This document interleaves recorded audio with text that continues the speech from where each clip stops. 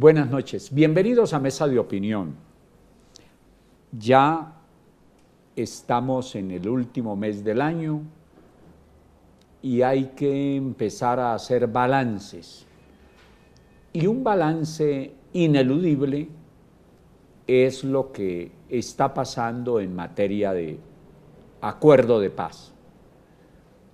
Se cumplió el 24 de noviembre, el primer año de la firma del acuerdo, y viene ahora lo más importante, la implementación, es decir, el acuerdo en líneas generales puede considerarse como la base para la construcción de la paz, que ha permitido en líneas generales dos hechos muy importantes.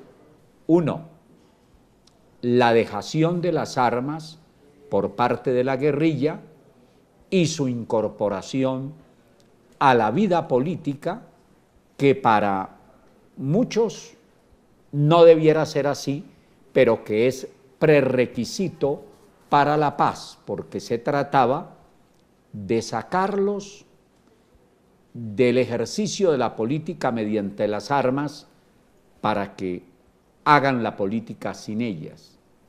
Lo que el maestro Echandía decida, es mejor echar lengua que echar tiros. Pues bien, para analizar ese tema, mi invitado esta noche es ante todo un profesor, un analista. Ha sido senador, rector de la Universidad Nacional de Colombia y actualmente es rector de la Universidad Autónoma de Colombia. Es Ricardo Mosquera Mesa. Rector, bienvenido a mi programa. Pues muchas gracias, mi querido doctor Ricardo Lozada, a Teleamiga, muchas gracias por la gentileza que has tenido como académico y como analista de la realidad nacional e internacional de compartir en esta amable tertulia contigo puntos que importan al país entero y yo diría que a nivel internacional, como es el tema del balance que hacemos de la implementación de lo que se ha denominado el acuerdo final para lograr la paz en Colombia. Empecemos por decir, o mejor, por referirnos a un tema que me parece vital. ¿Cómo entender que después de un paso tan importante para la historia de este país, sí, que se haya después de 50 y pico de años de esta guerra, de hecho que la guerrilla de las FARC haya depuesto las armas, cómo entender que haya más o menos medio país a favor del proceso y el otro medio en contra?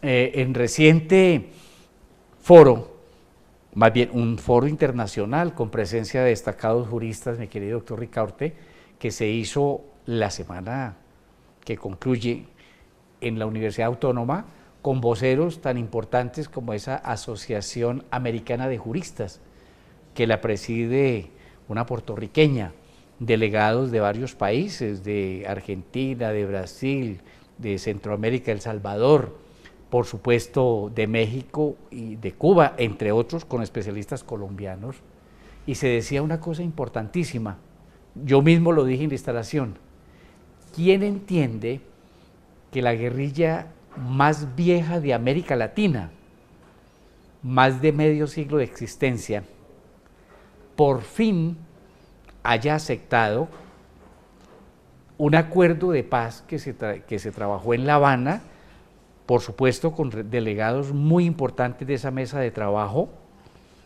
que el gobierno nacional, no solo en cabeza del propio presidente, lideró, sino que destacó ahora, me acuerdo que al doctor Humberto de la Calle Lombana, este personaje tan importante de la vida nacional por su experiencia, su trayectoria de demócrata, de líder político, con líderes muy importantes de los gremios, de la empresa privada, de los sindicatos, incluso de los militares en retiro, y por supuesto por allí desfilaron las víctimas.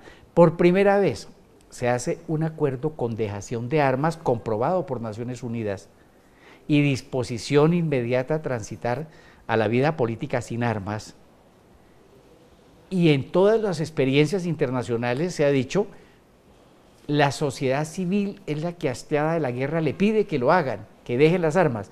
Aquí se pone de acuerdo el Ejecutivo con esa comisión, esa tan importante y representativa que se reunió en La Habana, tanto de la guerrilla como del gobierno y de la sociedad colombiana, y haya que someterlo, caso insólito, a un plebiscito, donde, y además que se pierde. Donde curiosamente la participación es muy baja y se pierde, pero más grave, que sigamos debatiendo si vale la pena la paz o no.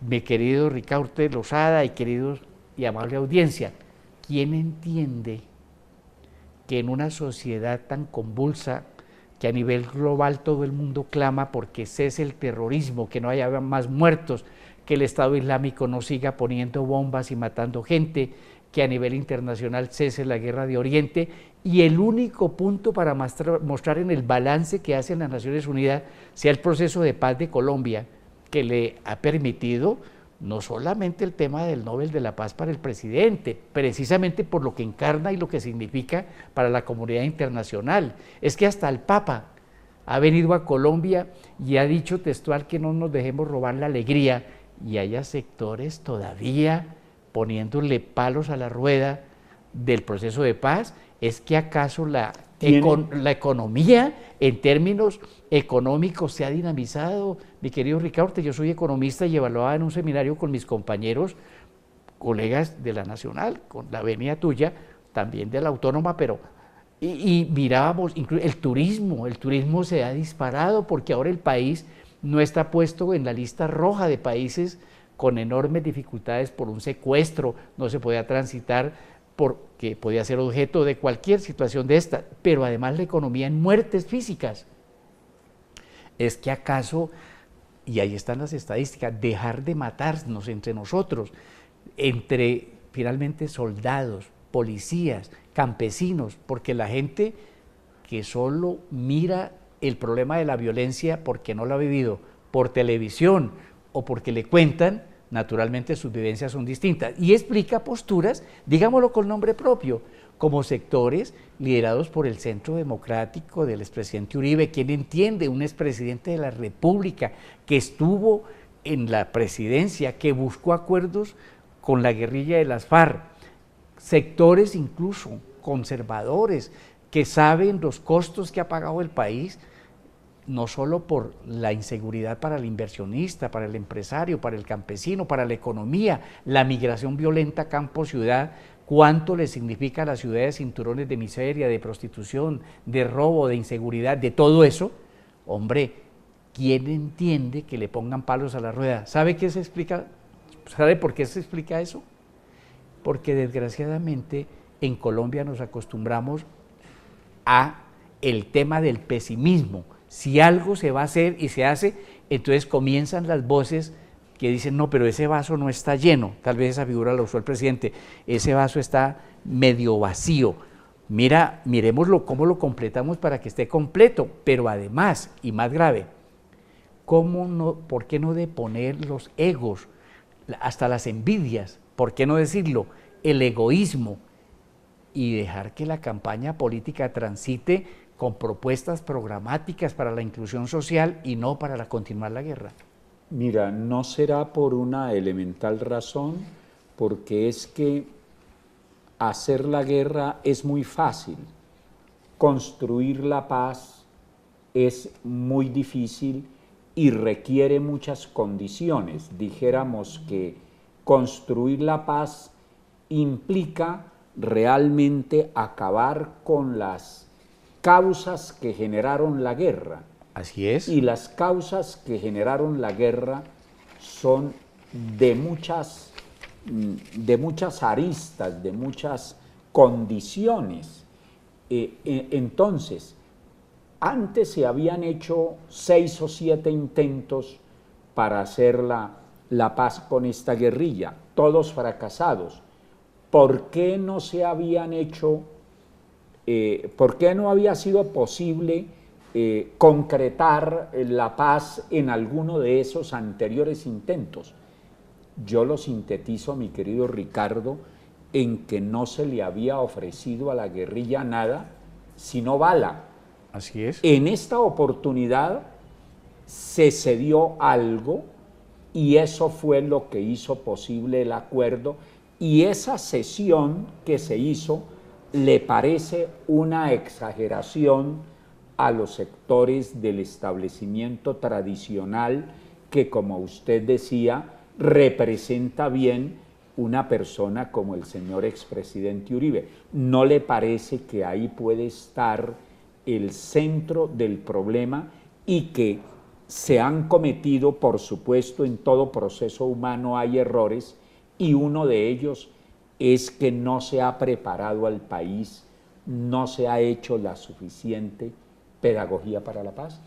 Mira, le pones un punto bien interesante, mi querido Ricaurte, al tema. Es que las guerras no son gratuitas, además de que es la continuidad de la política por otros medios. Sí. Detrás de eso están también los intereses económicos. Entonces no nos equivoquemos, con la guerra en Colombia hubo sectores que no solo se enriquecieron por la vía de acaparar las tierras, de concentrar la propiedad privada de las tierras en manos de unos pocos, y los censos que se han hecho, el último censo agrario, que no tiene la menor duda, la objetividad con que se realizó muestra la concentración en manos de unos pocos terratenientes que siguen viviendo de la renta, no la ponen a producir como medio social que genere empleo, que pague impuestos. Mira, la irrisoria suma que pagan terratenientes que nunca han visitado sus fincas, que tienen ganaderías extensivas todavía, que concentran corredores de tráfico y narcotráfico de droga, digamos la verdad, que la monopolizaban sectores que se han denominado precisamente de paramilitares, en contubernio con algunos sectores de las fuerzas militares que estaban en las nóminas de estos señores. Pero agreguémosle a eso que a la sombra de ese fenómeno al que se le echaban todas las culpas por la violencia en el país, mientras tanto la delincuencia de cuello blanco se apropió de los presupuestos vía corrupción en la salud, en la educación y en la vivienda, y obviamente eso que se está ahora corrido el telón, si me lo permite en términos de las obras de teatro, que pone a un lado el tema de la guerra porque un protagonista fundamental, no decimos que ya se ha acabado, hay disidencias y hay sectores que siguen en la guerra y delincuencia que la aprovecha también, pero ahora que ya se puede mirar que el problema del país, uno era la violencia y por supuesto lo sigue siendo de múltiples maneras, pero el otro es la corrupción en todos los indicadores, ya no solo del Foro Económico Mundial, de la competitividad que se realiza, la corrupción que se roba el presupuesto, los erarios públicos de alcaldías, de gobernaciones, de ministerios y que embolsan los bolsillos de unos pocos avivatos. Por eso que ha dicho Ricardo Mosquera, entre otros aspectos, es que somos el séptimo u octavo país más inequitativo del planeta. Qué lástima. Debemos hacer una pausa, ya regresamos a Mesa de Opinión.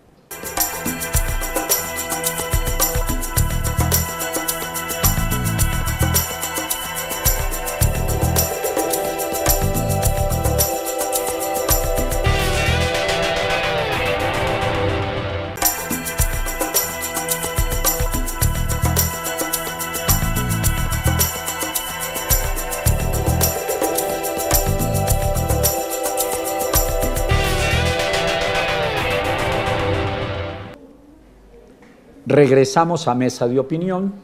Me encuentro con Ricardo Mosquera Mesa, rector de la Universidad Autónoma de Colombia, analizando un tanto lo que ha pasado en Colombia con el proceso de paz. Y podríamos hacer ese balance teniendo en cuenta tres ejes centrales de la implementación de los acuerdos. El primero, el normativo, el segundo, el que tiene que ver con la realización de las medidas necesarias para construir la paz.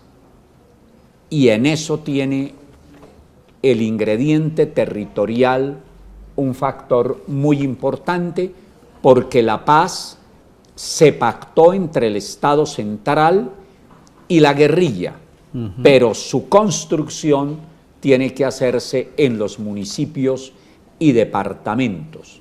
Y el tercer eje central de la implementación es el de la reincorporación. Empecemos, mi querido Ricardo, por referirnos entonces al primer eje, que es el normativo, y que con la vía rápida o fast track se logró la gran mayoría, pero no todo. Es verdad, y me parece precisa la tipificación de los grandes ejes. El primero, la llamada implementación normativa, que por supuesto tiene que ver con la expedición de decretos presidenciales, ¿no es cierto?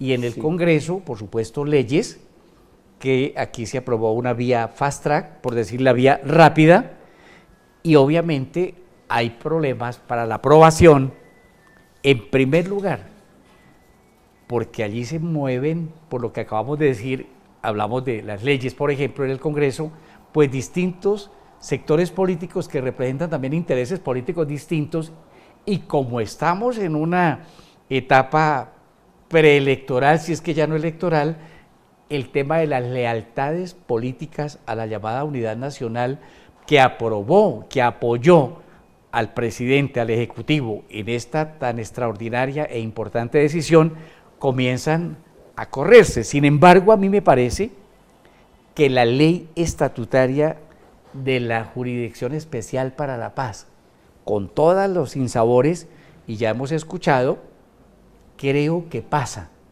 y se logra, con algunas observaciones importantes, avanzar, por supuesto en ese mismo tono, la reforma política que implicaba, por supuesto, el entender que hay nuevas fuerzas que van a pugnar en el escenario político colombiano por ganar consensos, y ahí, claro, hay resistencias, no solo porque los partidos nuestros están muy maltrechos. Mire la dificultad tan enorme en campaña, cuántos candidatos aspirando a la presidencia por firmas. ¿Quién entiende que líderes políticos que militan en un partido, que se supone es el partido de sus propuestas programáticas, de sus militancias, que por supuesto compite con los otros por ganar unas mayorías, recurran a las firmas? Entonces no creen en sus propios partidos. Obviamente en este caso también las propuestas que había planteado la misión electoral especial, eso que llaman también las circunscripciones especiales territoriales, pues las normas legales, por ejemplo, sobre el tema agrario, que es uno de los más complicados, prácticamente están en cero, no se ha podido avanzar mucho allí. La preocupación principal, por supuesto, radica en modificaciones que le han introducido a los propios acuerdos de La Habana, pero por eso, por ejemplo, a mí me parece que la Corte Constitucional, como el Congreso y la Corte, algo logró dar unos pasos avanzados para que no la volvieran una colcha de retazos. Para algunos, esas reformas sustanciales tienen que ver, por supuesto, con que se aclare todo el proceso, que quede muy claro que luchamos por una reconciliación y una convivencia, y obviamente en este caso que no se va a repetir el proceso, la llamada no repetición.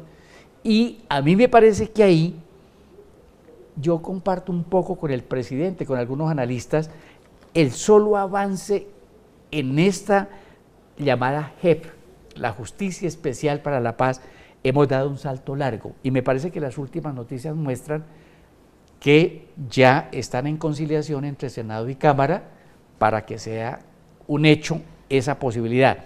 Si a eso se le acompaña el hecho que más adelante comentamos, de que los grupos armados, en este caso las FARC, que ellos respetaron el nombre que tenían antes, cosa que me parece no fue lo mejor, para que no como que la gente lo asocie otra vez con la vía armada, pero al final le ponen, por supuesto, como las fuerzas de las alternativas para la... Entre más se equivoquen, Sí.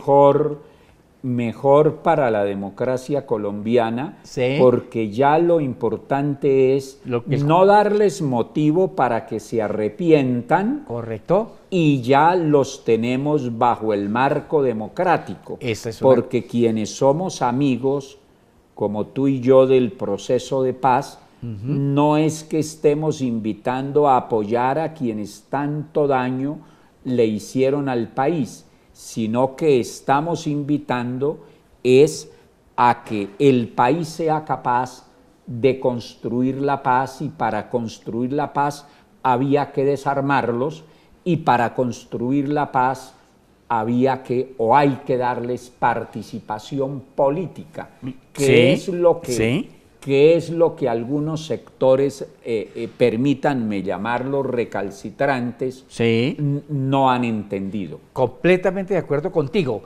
No quiere decir que quienes estamos con el proceso de paz apoyamos los acuerdos de La Habana, entonces ahora cambiamos de bando y se nos olvidó la historia.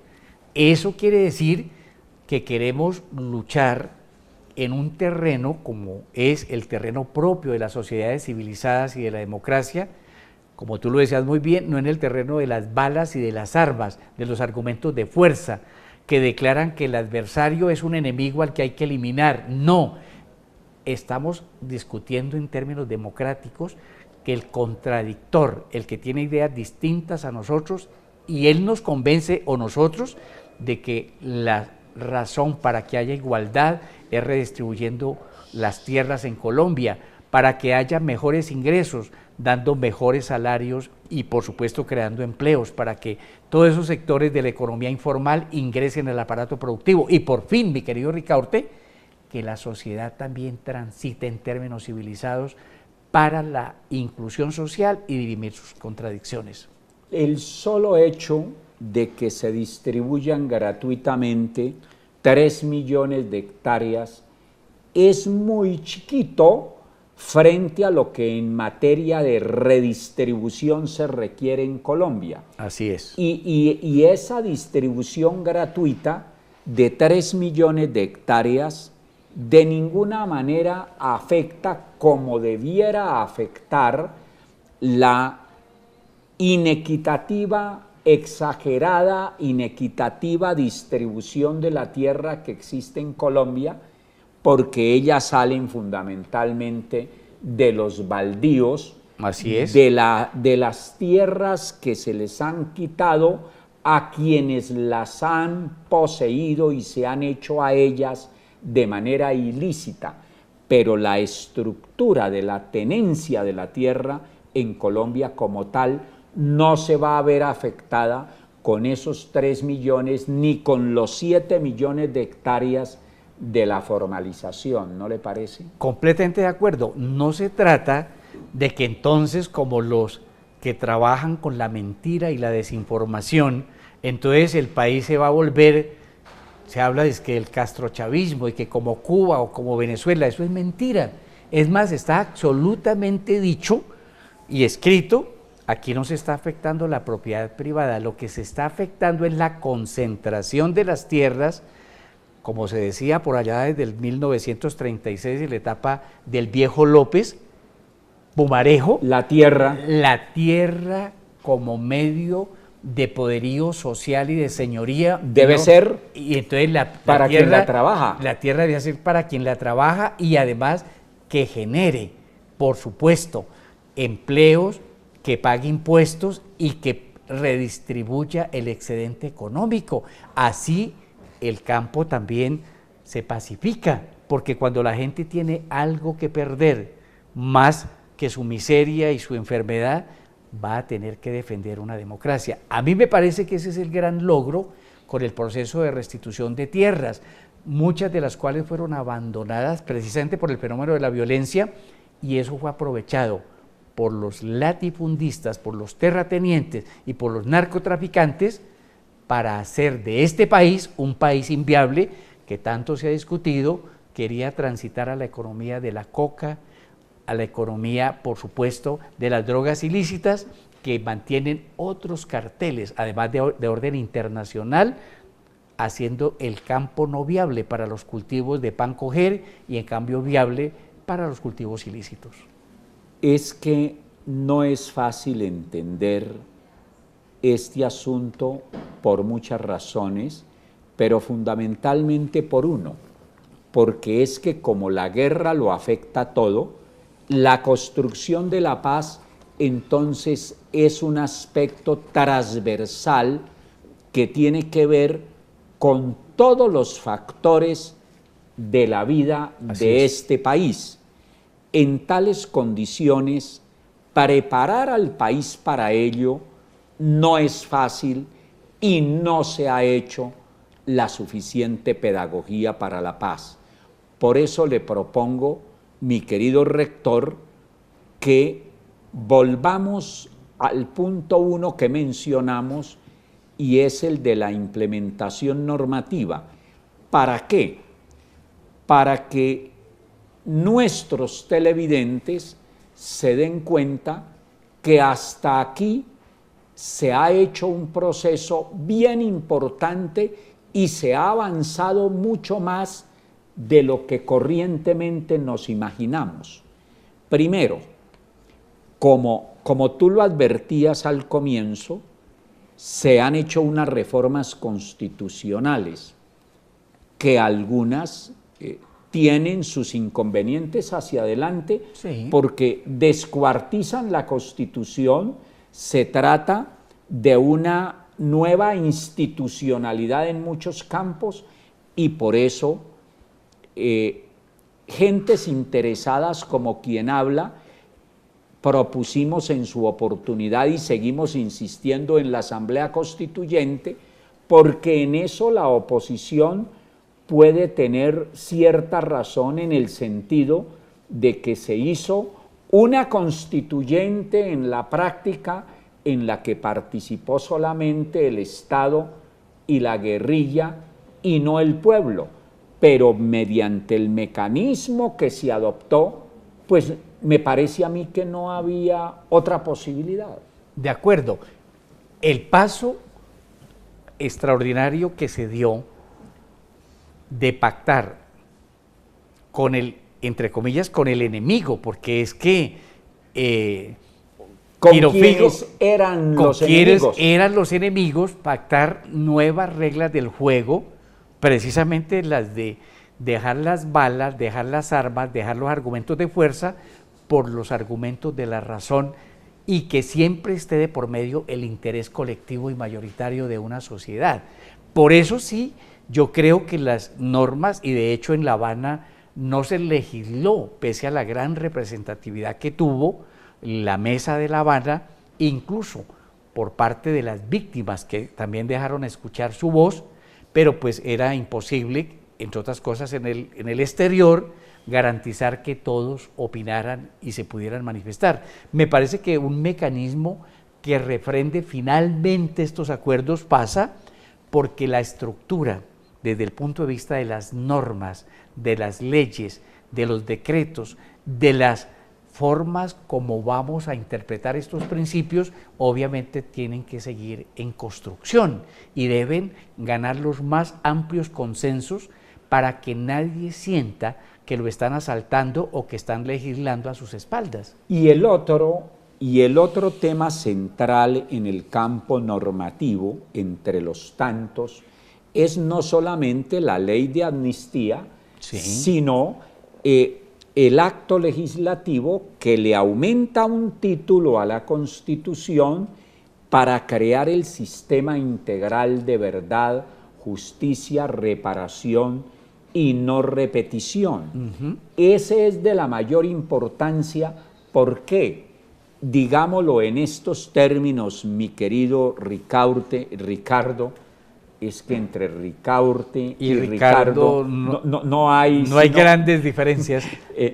Digámoslo en estos términos, dijéramos que la guerrilla no iba a entregarse porque el Estado no la venció mediante la imposición del régimen jurídico ordinario, porque si no al señor Timochenko le hubiera tocado estar en la cárcel como 500 años. Así es.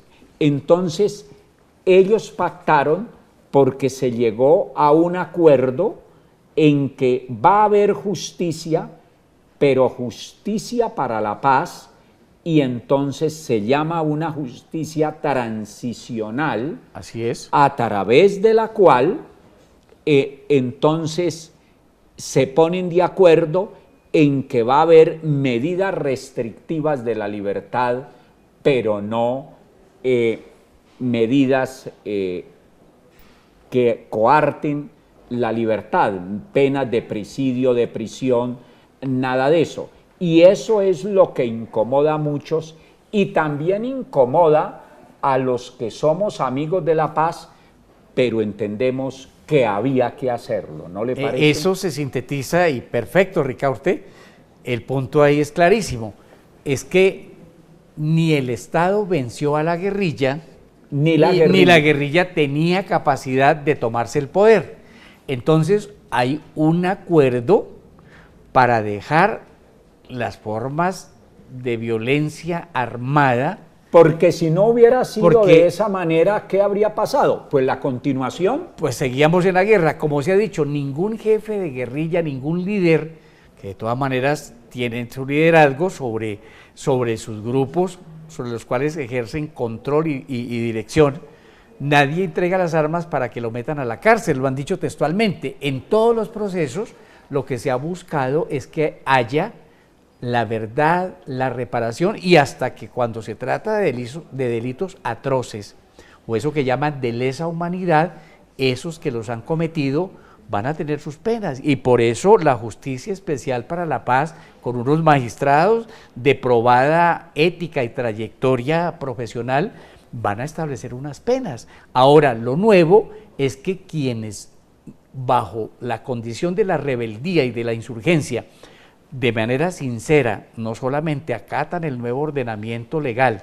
sino que dejan las armas, pues obviamente tendrán que expresarse, defender sus tesis en el Congreso, en los escenarios propios de la democracia, y por supuesto que allí habrá discrepancias. No podemos esperar que el señor Timochenko, ahora Rodrigo Londoño, ni que Iván Márquez ingresen al Centro Democrático a militar esperando las líneas que le trace nuestro expresidente Uribe, ni que estos transiten a la guerrilla. Se trata de entender que la pluralidad y el reconocimiento de la discrepancia se va a mantener, pero por las vías democráticas y civilizadas. Muy pedagógico el ejemplo que ha puesto.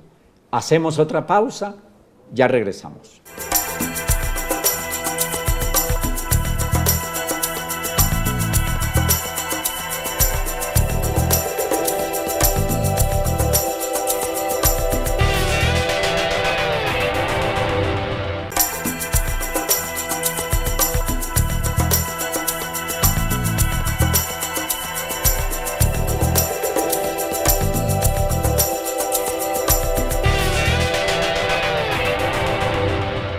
Volvemos a Mesa de Opinión. Me encuentro con Ricardo Mosquera Mesa, rector de la Universidad Autónoma de Colombia, haciendo un balance de este primer año de diálogos ya dentro de los acuerdos finales, y no solamente de diálogo, sino de concreción de esos diálogos para materializar eso en medidas que busquen la construcción de la paz.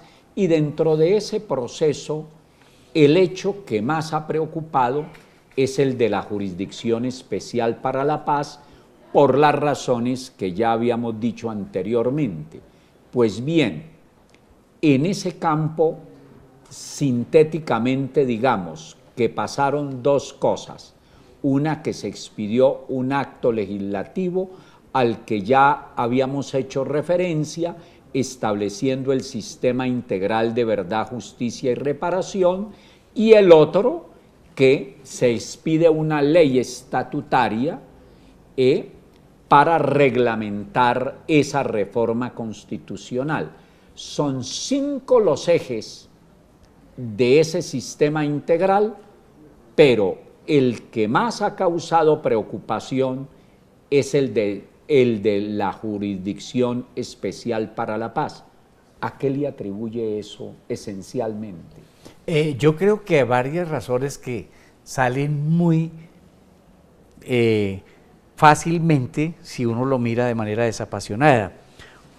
Cuando se está hablando de esa instancia con unos magistrados electos incluso por personas que no estaban inmediatamente interesados en la suerte electoral del país, sino que fueron hasta representantes de comunidad internacional completamente externos al país.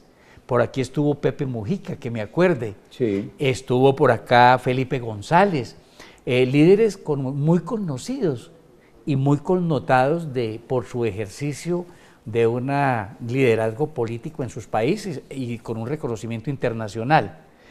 Pero cuando esa instancia, por allí van a tener que desfilar precisamente quienes tengan cosas que contar, entonces nos vamos a encontrar con un fenómeno bien interesante, que se lo escuchaba incluso a voceros de la insurgencia, que recientemente estaban en estos foros. Es que así como ellos, y se pide que lo hagan y lo tienen que hacer, tienen que ir a contar su verdad, disponerse a aceptar con todo y la transitoriedad de esta justicia para la paz, pero habrá que alguna sanción. La mínima es que no puedan ser ellos mismos candidatos inmediatos a una corporación, por decir algo, pero acuérdese que no eran ellos solos los que ejercían la violencia, había quienes les pagaban para que lo hicieran, y hay sectores propietarios de grandes haciendas y de grandes propiedades, incluso de grandes empresas, que financiaron grupos paramilitares que en contubernio con militares que los colocaban en su nómina y hasta con eso que se ha llamado muy duro, pero hay que reconocerlo, narcotraficantes, no tenían ningún interés político en transformar este país, sino en hacer sus propios negocios. ¿Acaso esos señoritos también no tendrán cosas que aclarar a esa justicia especial para la paz?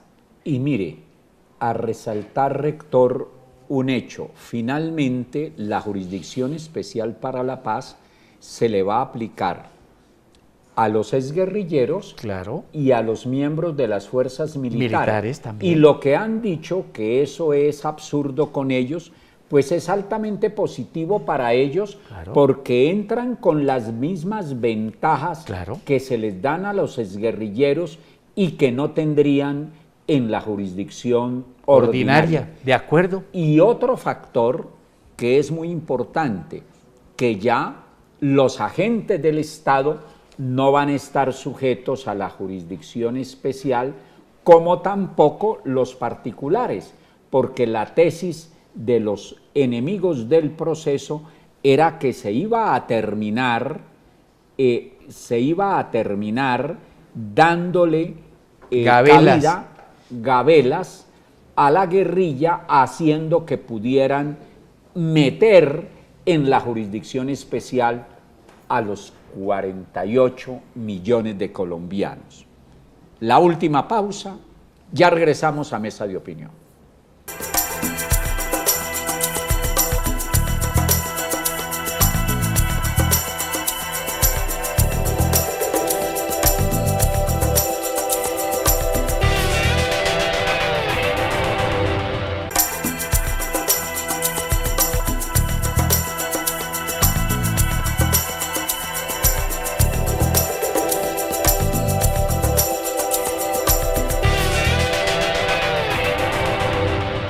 Volvemos a Mesa de Opinión, a la última parte, y debemos aprovechar estos minutos para comentar con el rector Ricardo Mosquera Mesa cuáles son los retos más importantes que siguen. Y a mí me parece que dos son los retos más complicados de cumplir. Uno, la de la reincorporación de los exguerrilleros a la sociedad colombiana, y dos, la de hacer que el Estado exista en los sitios, en tantas cantidades del territorio colombiano donde efectivamente no había Estado, y para eso hay que fortalecer el ordenamiento territorial. Como que seleccionaría esos, ¿qué opina de ellos o cuáles otros incluiría? Me parece una muy buena síntesis, mi querido Ricaurte. Son las dos cosas: cómo el Estado logra hacer presencia real en esas zonas que antes, hay que decirlo, no las controlaba. El Estado eran ellos. El Estado eran ellos. Entonces las debilidades técnicas y administrativas que teníamos ahora tienen que coparse por parte del Estado, por supuesto buscando que haya normas, procedimientos y conductas de interés público, ya no solo para el grupo X o Y, y además de que en realidad los nuevos excombatientes, exguerrilleros, entiendan que las reglas también cambiaron y ellos también tienen que adecuarse a las normas de convivencia entre los demás ciudadanos. Y en ese tono, entonces el proceso de implementación territorial pasa por una cosa que se llama la voluntad política de gobernantes y de los encargados para que alineen políticas públicas con los acuerdos.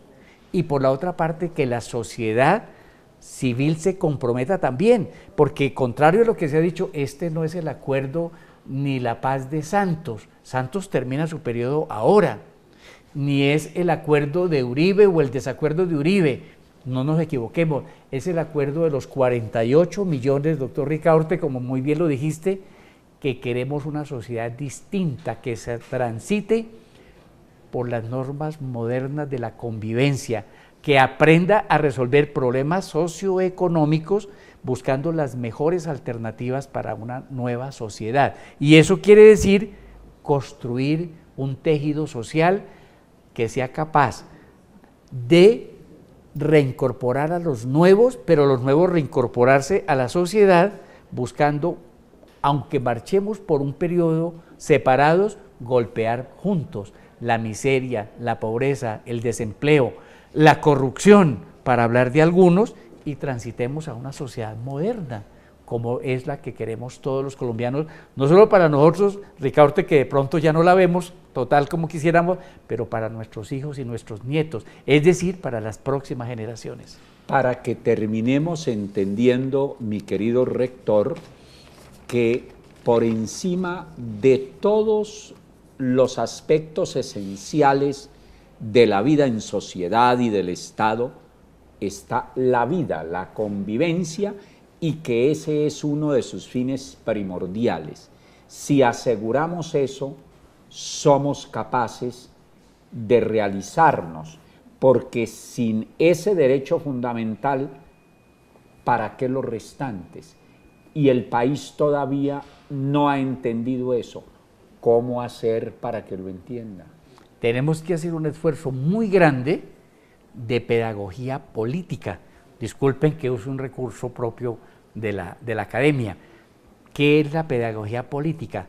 Escuchar las distintas opiniones, argumentar de manera racional, siempre con norte de qué es lo más conveniente para la sociedad como un todo, es decir, para el interés colectivo, no para los pequeños egos, no para el pequeño partido o el pequeño gamonal. Eso significa trabajar en cátedras de la paz, buscar innovar, aprender de los que lograron salir de estas circunstancias tan adversas y construir sociedades que transiten a las formas civilizadas de la controversia para el bienestar de todos los colombianos. Ese es el tema. Rector querido, muchas gracias por haber vuelto a Mesa de Opinión. Yo muy honrado, Ricaurte, de compartir contigo y con tu amable audiencia. Aquí estaremos cuantas veces usted me quiera invitar, muy complacidos. Muy bien. Como se nos vino diciembre, como estamos en diciembre, empieza a acabarse el año y por tanto desde ya empiezo a desearles a ustedes, a todos los suyos y a todos los colombianos una Navidad con mucho amor, con mucha alegría y que el año que ya se ve venir sea de realizaciones y de paz para todos los colombianos. Feliz noche, que descansen.